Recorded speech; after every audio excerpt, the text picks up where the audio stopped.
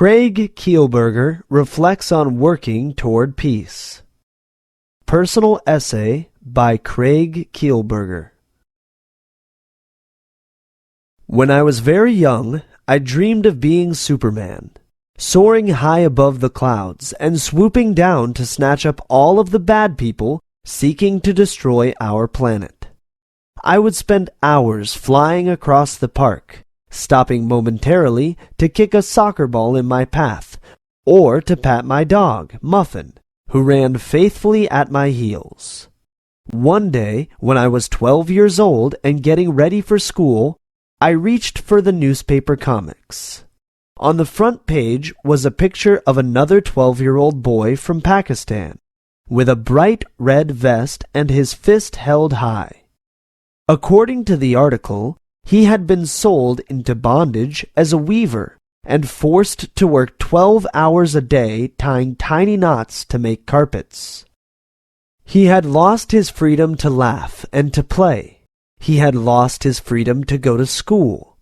Then, when he was 12 years old, the same age as me, he was murdered. I had never heard of child labor and wasn't certain where Pakistan was. But that day changed my life forever. I gathered a group of friends to form an organization called Free the Children. Over the past 4 years, in my travels for Free the Children, I have had the opportunity to meet many children around the world. Children like Jeffrey, who spends his days in a Manila garbage dump, alongside rats and maggots, where he sifts through decaying food and trash, trying to salvage a few valuable items to help his family survive. He dreams of leaving the garbage dump one day. I have met children like 8-year-old Mooney Anal in India, with a pretty ribbon in her hair but no shoes or gloves, who squats on the floor every day separating used syringes gathered from hospitals and the streets for their plastics. When she pricks herself, she dips her hand into a bucket of dirty water. She dreams of being a teacher. I have met children in the sugarcane fields of Brazil who wield huge machetes close to their small limbs. The cane they cut sweetens the cereal on our kitchen tables each morning. They dream of easing the hunger pains in their stomachs. Poverty is the biggest killer of children. More than 1.3 billion people, 1/4 of the world's population, live in absolute poverty, struggling to survive on less than $1 a day. 70% of them are women and children. I dream of a day when people learn how to share, so that children do not have to die. Every year, the world spends $800 billion on the military, $400 billion on cigarettes, $160 billion on beer, and $40 billion playing golf. It would only cost an extra $7 billion a year to put every child in school by the year 2010, giving them hope for a better life. This is less money than Americans spend on cosmetics in 1 year. It is less than Europeans spend on ice cream. People say, we can't end world poverty. It just can't be done. The 1997 United Nations Development Report carries a clear message that poverty can be ended if we make it our goal. The document states that the world has the materials and natural resources, the know-how, and the people to make a poverty-free world a reality in less than 1 generation. Gandhi once said that if there is to be peace in the world, it must begin with children. I have learned my best lessons from other children. Children like the girls I encountered in India who carried their friend from place to place because she had no legs, and children like Jose. I met Jose in the streets of San Salvador, Brazil, where he lived with a group of street children between the ages of 8 and 14. Jose and his friends showed me the old abandoned bus shelter where they slept under cardboard boxes. They had to be careful, he said, because the police might beat or shoot them if they found their secret hideout. I spent the day playing soccer on the streets with Jose and his friends. Soccer with an old plastic bottle they had found in the garbage. They were too poor to own a real soccer ball. We had great fun until one of the children fell on the bottle and broke it into several pieces, thus ending the game. It was getting late and time for me to leave. Jose knew I was returning to Canada and wanted to give me a gift to remember him by. But he had nothing. No home, no food, no toys, no possessions. So he took the shirt off his back and handed it to me. Jose didn't stop to think that he had no other shirt to wear, or that he would be cold that night. He gave me the most precious thing he owned, the jersey of his favorite soccer team. Of course, I told Jose that I could never accept his shirt, but he insisted. So I removed the plain white t-shirt I was wearing and gave it to him.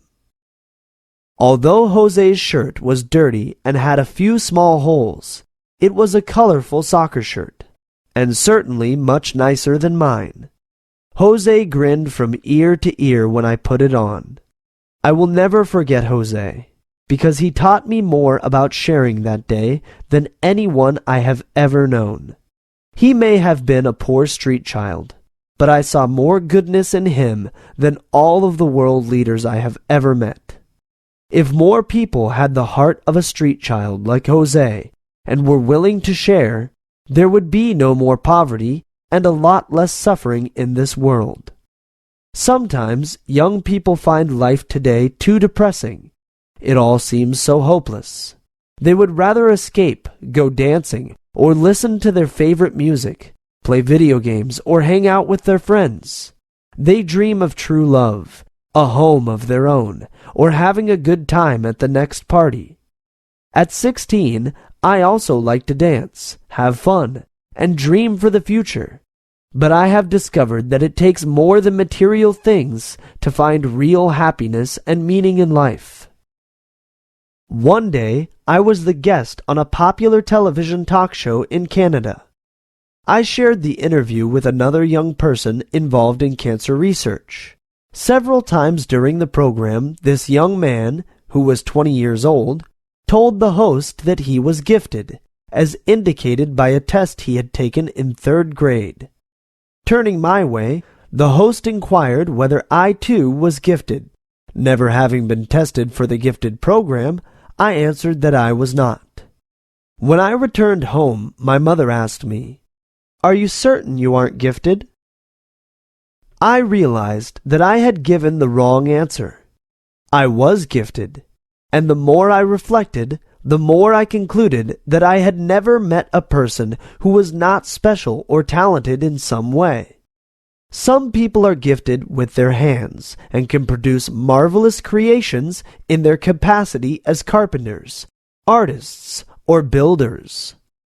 Others have a kind heart, are compassionate, understanding, or are special peacemakers. Others again are humorous and bring joy into our lives. We have all met individuals who are gifted in science or sports, have great organizational skills, or a healing touch. And, of course, some people are very talented at making money. Indeed, even the most physically or mentally challenged person teaches all of us about the value and worth of human life. I think that God, in fact, played a trick on us. He gave each and every person special talents or gifts, but He made no one gifted in all areas.